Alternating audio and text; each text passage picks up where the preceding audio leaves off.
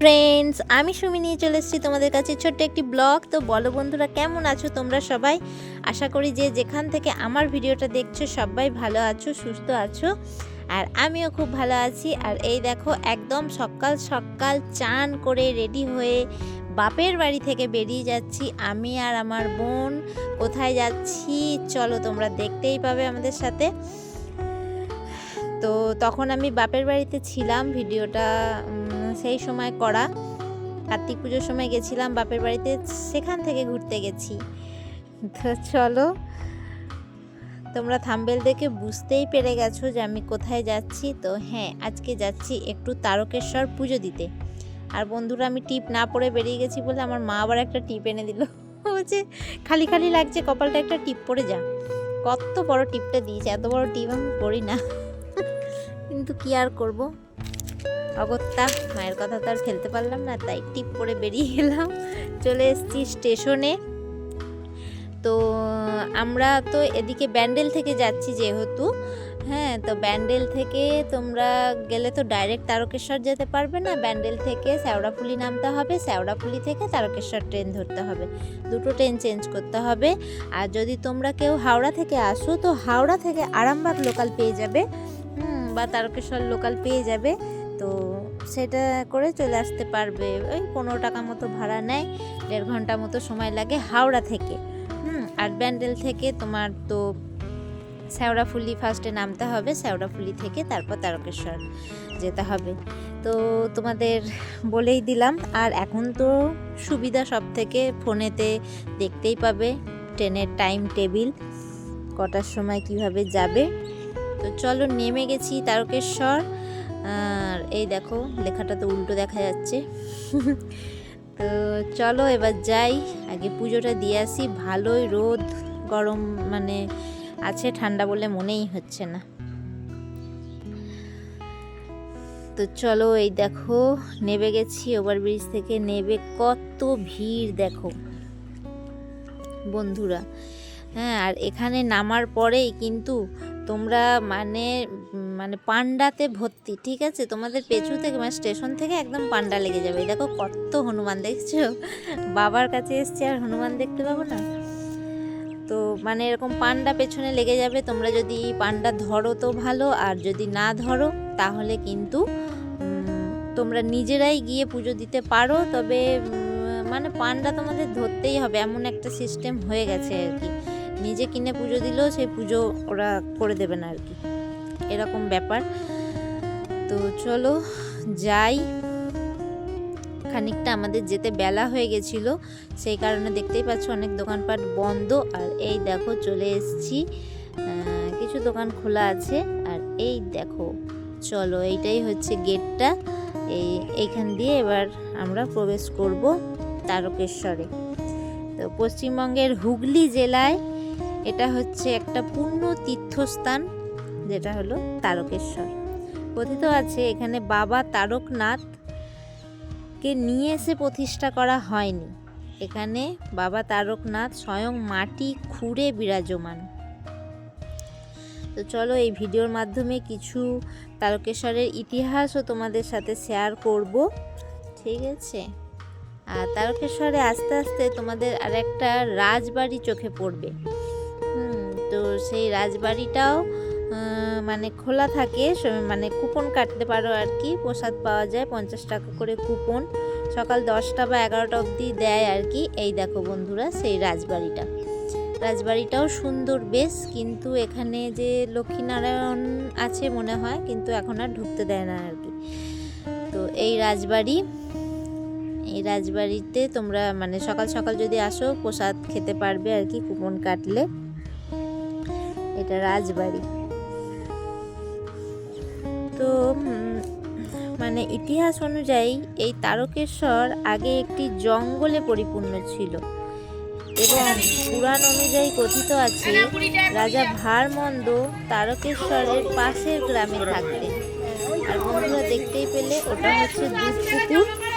তো এই দুধ পুকুরে সবাই চান করে, এই পুকুরে সবাই চান দেয় এখানে।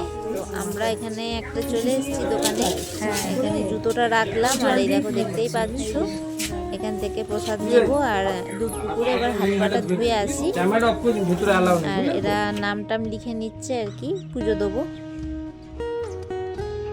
তো চলো এইখানে এই দুধ পুকুরে এবার আমরা একটু হাত পাটা ধুয়ে নিই। এই দুধ পুকুরে স্নান করেই সবাই কিন্তু পুজো দেয়, যেহেতু আমরা একটু শীতকালে গেছিলাম আর বেলাও হয়ে গেছিলো আর আমরা বাড়ি থেকে চান করেই গেছিলাম, তো সেই কারণে আর চান করিনি, জাস্ট হাত পা মুখটা মানে ধুয়ে পুজোটা দিয়ে এলাম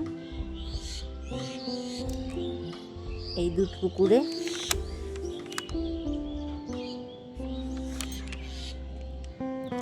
আমি আর আমার বোন গেছিলাম।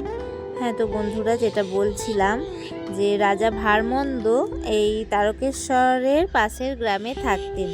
তখন একদিন একটা পালকের গরু জঙ্গলে এসে একটি কালো পাথরের ওপর দুধ দান করত।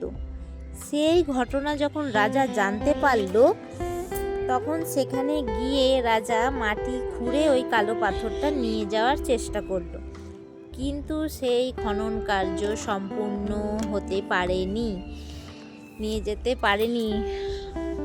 তারপর একদিন রাজা স্বপ্নে মহাদেবের কাছ থেকে বর পান যে এই তারকেশ্বরের মন্দির নির্মাণের জন্য।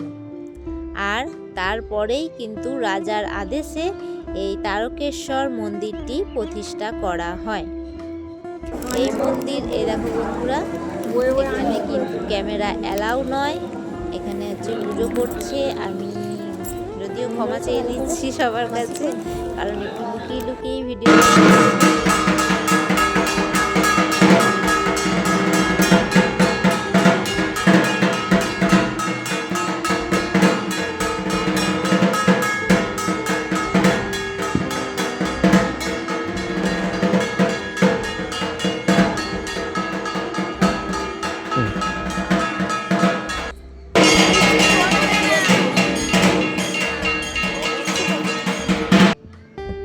তো দেখতেই পেলে এখানে তো ওই গরুটা থাকেই সব সময়, আর খুব ভালো, সবাই প্রসাদ দেয়, খায়।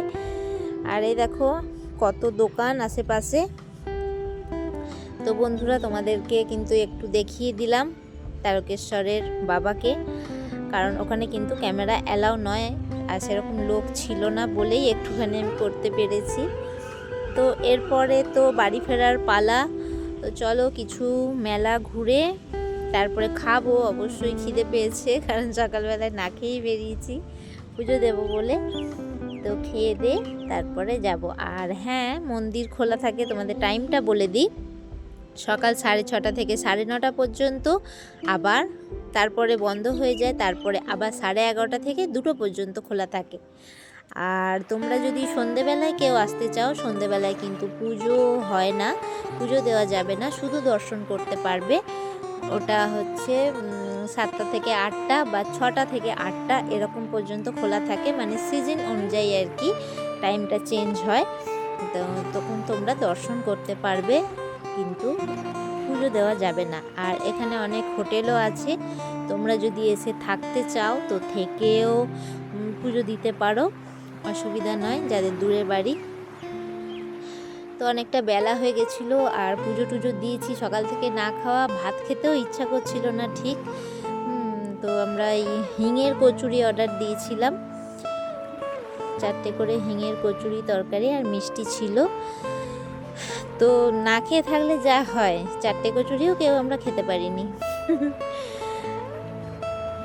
2-3টে করে খেয়েই বাস পেট ভরে গেছে। আর সকাল থেকে না খেয়ে থাকলে খাওয়া যায় না, উপোস করে থাকলে আর খাওয়া যায় না। তো চলো খেয়ে নিই বন্ধুরা, তোমরাও এসো আমাদের সাথে খেতে। আর কারা কারা গেছো তারকেশ্বর অবশ্যই কমেন্ট করে জানাবে, আর যারা যাওনি তারা অবশ্যই একবার ঘুরে এসো। আর পুজো দেওয়ার সিস্টেম তো তোমাদের বলেই দিলাম, পান্ডারা ওরকম পেছনে ধরেই। আর যদি পান্ডা না নাও তোমরা সোজা চলে আসবে, প্রচুর দোকান আছে সামনে, যে কোনো দোকান থেকে কিনে নেবে ইয়েগুলো পুজো দেওয়ার। ওখানে তোমার ওই ভাঁড়ের মধ্যে দেয় আর কি, নকুনদানা বাতাসা, তো কিনে নিয়ে ওখানে গিয়ে দিতে হবে, ওখানে পুরোহিতের কাছে দিতে হবে। এখন আর ডাইরেক্ট মানে বাবার কাছে গিয়ে জল ঢালতে দিচ্ছে না, ওই পুরোহিতের কাছে দিলে ওরা পুজো করে এনে তারপরে বাইরে দিচ্ছে বন্ধুরা। এখন এরকম সিস্টেম করে দিয়েছে। আর শ্রাবণ মাসে যখন যায় আমি জানি না, শ্রাবণ মাসে আমি অনেক দিন আগে গেছিলাম বিয়ের আগে, তখন আমরা ডাইরেক্ট জল ঢালতে পেরেছি। এখন জল ঢালতে দেয় কিনা আমি জানি না, তবে আমি শুনেছি যে আর জল ঢালতে দেয় না সেইভাবে। জল ঢালাটা মানে ডাইরেক্ট গায়ে জল ঢালা বন্ধ করে দিয়েছে, ওই দূর থেকে দিতে হয়, বাবার গায়ে চলে যায়, সেই রকম সিস্টেম করেছে। তো চলো খেয়ে দে এবার খানিক মেলা দেখতে দেখতে বাড়ির পথে রওনা। আর হ্যাঁ, বাড়ি যেতে যেতে এখানে আমার একটা দাদার বাড়ি আছে, তো তাদের বাড়িও একটু ঘুরে গেলাম।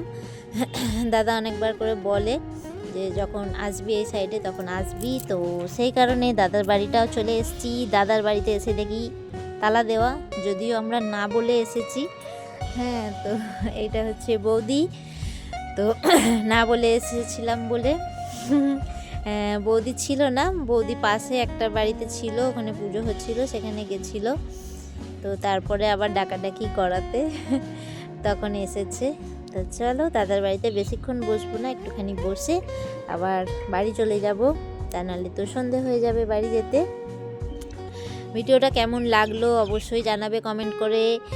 আর চ্যানেলে যদি নতুন কোনো বন্ধু হয়ে থাকো প্লিজ চ্যানেলটা সাবস্ক্রাইব করে বেল আইকনটা প্রেস করে দিও, যাতে আমি নতুন কোনো ভিডিও ছাড়লে তোমাদের কাছে নোটিফিকেশানটা পৌঁছে যায়।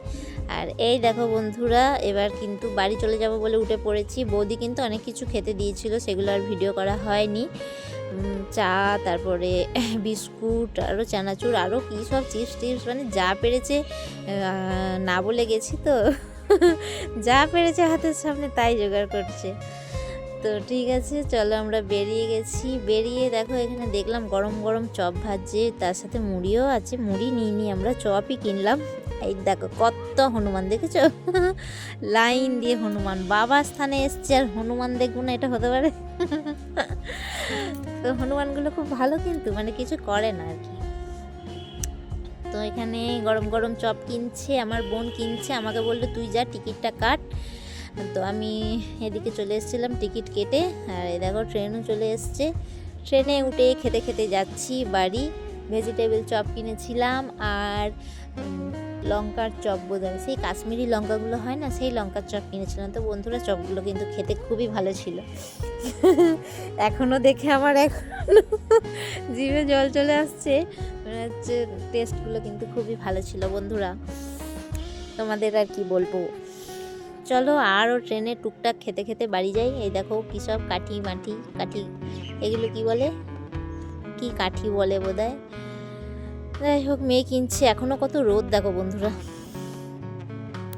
ট্রেনে ভালোই ভিড় হয়েছে বন্ধুরা, বসার জায়গা পাইনি, দাঁড়িয়ে দাঁড়িয়ে চলে এলাম বাড়ি। বন্ধুরা ভিডিওটা এখানেই শেষ করলাম, টাটা বাই।